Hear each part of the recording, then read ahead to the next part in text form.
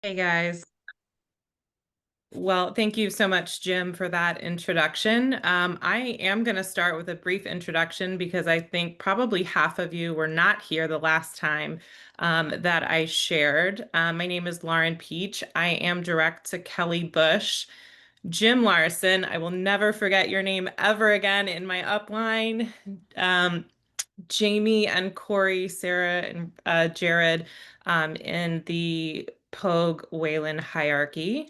Grateful to be here. And I do want to take some time to kind of talk about my building journey here.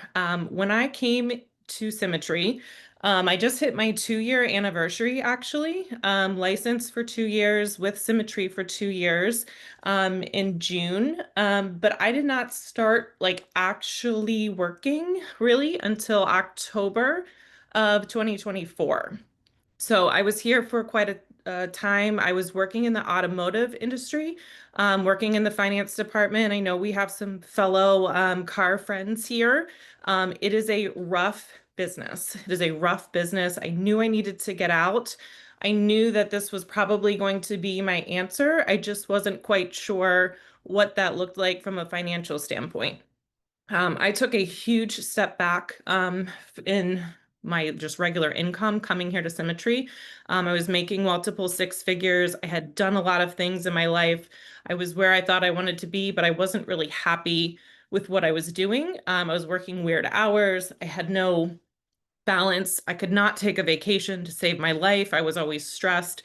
So when I came here, I knew that, sorry, of course, my dogs are fighting right now. I came here knowing I wanted to build a team and build a business. That was the goal from the get-go. I knew that I wanted to be the next Kelly Bush. I came in following Kelly and I'm like, okay, this is going to be easy. Anybody else come in here think this was going to be easy? Like, oh, no big deal. Put a one in the chat because we're doing future AO and I need to learn how to do this. So put a one in the chat if you thought this was going to be easy when you came in here. Yeah, me too. I came from a sales background. I thought, oh, no big deal. I used to sell intangible products and warranties and hope and fear. Hey, stop. Sorry, this is just going terribly.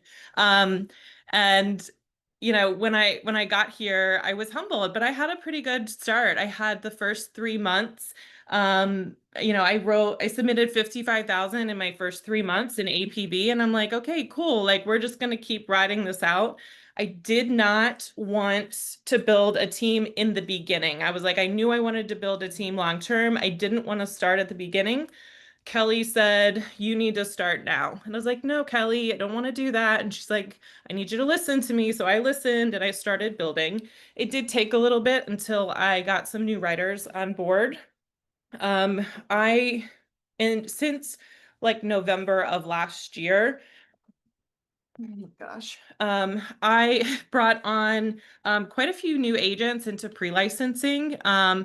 I currently have about 30 agents direct to me. I've lost a couple along the way. I've had 20 new writers.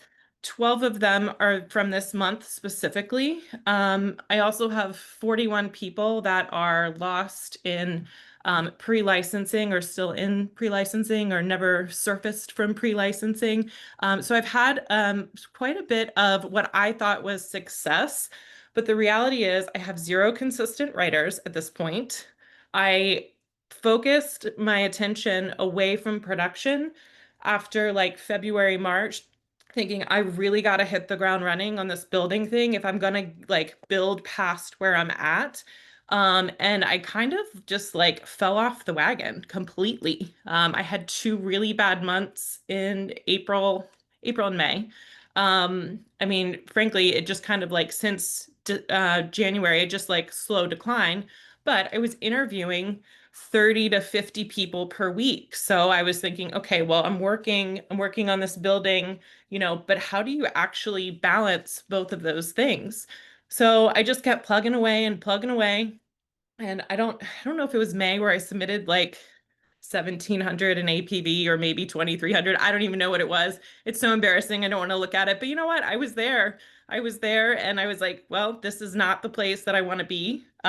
So I put my hand up and I said, I need help. I need help. I need help on production.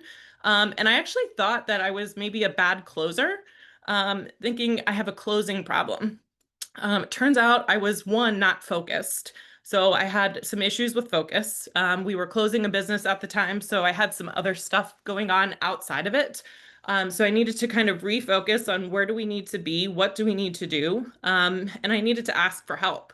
And I don't know that it was that I was a bad closer. It's just I could have been a better closer, and I left my focus too soon on production to focus on building, but I hadn't mastered production yet. So I am now back to focusing on production. I have been working not only with Ashton in this group, but I've had, the opportunity to have some one-on-one time with him as well, which is incredible.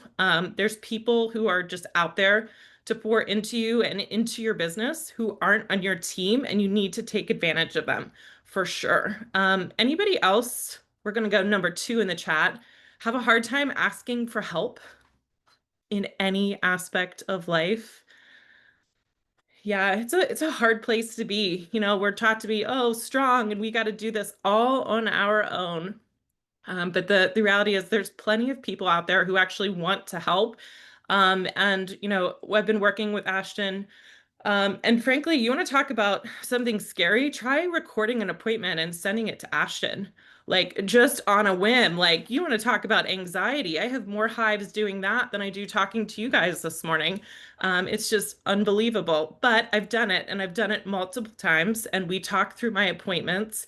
Last night, he put a note in the chat. I don't know if any of you guys heard him. He was going live for some of his appointments. So I jumped into his workroom.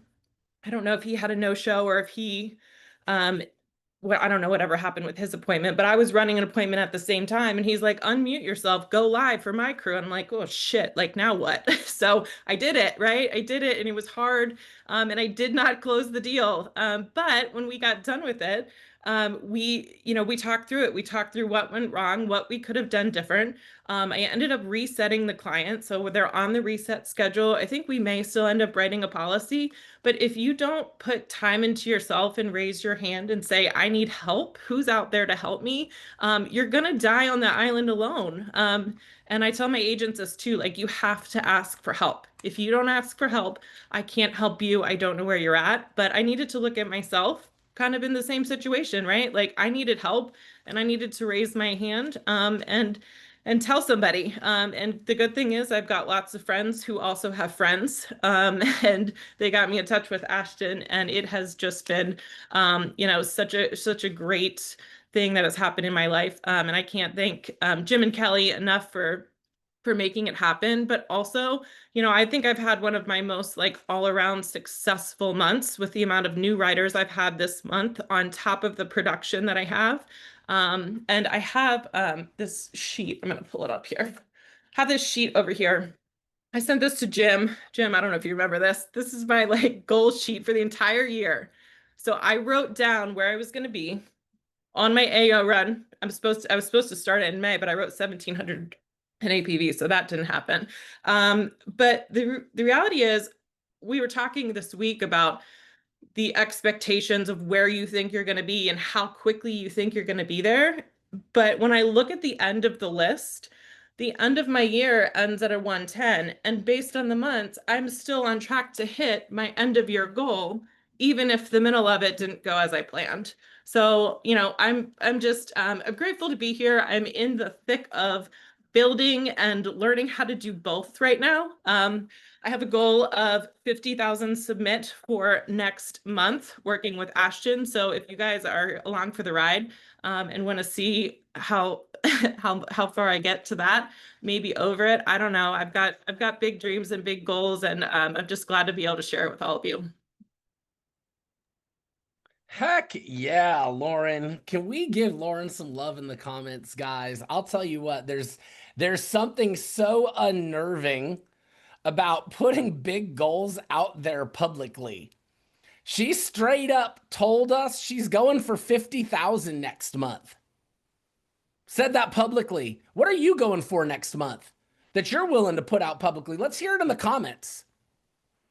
Put your goal out there. Say, I'm gonna go do this and then go do that. Let's go, Charity. I see you. I'm gonna read some of these. Tesha, 30,000. Come on, Tesha. Karen, 20K. Christian, 15K. 45 submit, Keisha. I see it. 20,000, Robin. 20K team goal, 30K, 20K, 25K, 20. All right. I see a lot of things now. The trick becomes the trick becomes what happens when you don't hit that? If you don't hit that, what does that do to your psyche? What does that do to your belief in your ability to set goals and hit goals? The last thing we want is for goals to become that thing that we set, we say, we set, we don't hit, and then that just becomes normal and we just get used to not hitting. Don't want to do that. See, Lauren's saying 50K on the back of proof that she can, on the back of having mentorship, on the back of arranging her schedule, on the back of figuring out what was holding her back. So 50K is not a crazy idea. When I've got new agents that don't know their ratios, haven't been into the grind yet, and they're like, I'm going to do 20K. I'm like, let's start with 500 dials. Like, let's start with activity. Let's get curious about what your ratios are. And then we can refine your skill set at those different places. The only people who can realistically set results-based goals are the people who know their ratios, that have been in the game enough to know what that goal requires. See, Lauren's going to set 50K. You want to know? She knows what that's going to cost her to go hit. She knows what she's going to have to do to get there. She knows what the lead spend's going to look like. She knows what the dials are going to look like. She knows what her conversion rates. So she's not going into that goal blindly. That becomes the important thing. When you set a goal, do you have any idea the cost it's going to cost you in lead spend, in time, in effort, in energy, and sacrifice? Do you have any idea what that's going to cost you to hit that goal? And if you don't know the cost, you have no business setting that goal. That's so important. And we gloss over that by going to comments and be like, I'm going to do 30K. Okay, you haven't done 3K yet, but 30 sounds great. I want you to do 32. I just don't think that you understand what that's going to cost. And if you don't understand the cost in time, effort, energy, resource allocation, then you're just saying words. Goals are about, this is what I'm going to do. I know what it's going to cost me. I'm willing to pay the price, and I'm going to step up to the plate and do what I said. That's been Lauren's journey. She's saying 50K on the back of understanding exactly what that's going to cost her, and she's choosing to pay that price and do that. We're behind you, Lauren. We're going to track that publicly in this group. I started here full time in October, and I think Jim's accountability group is the only thing that's literally kept me going. So I have not missed a month, and I don't plan on missing a month. So you can see me at the top, and I'll still be on his board. So I if love it's it. not on the sheets, you need to get there. I love it so much. Speaking of, plug for my group and maybe all the groups, um, signups for July are open right now. Probably all the groups. I know with my group, I don't force anyone to be in there. You got to put your hand up. So if you're going to be there, you got to put your hand up for that level of coaching. I'm coming in hot and I'm not gentle. So if you want that, I'm here for it, but you got to put your hand up and tell me you want that. I think that's true for the other groups as well. All right, I'm opening up breakout rooms.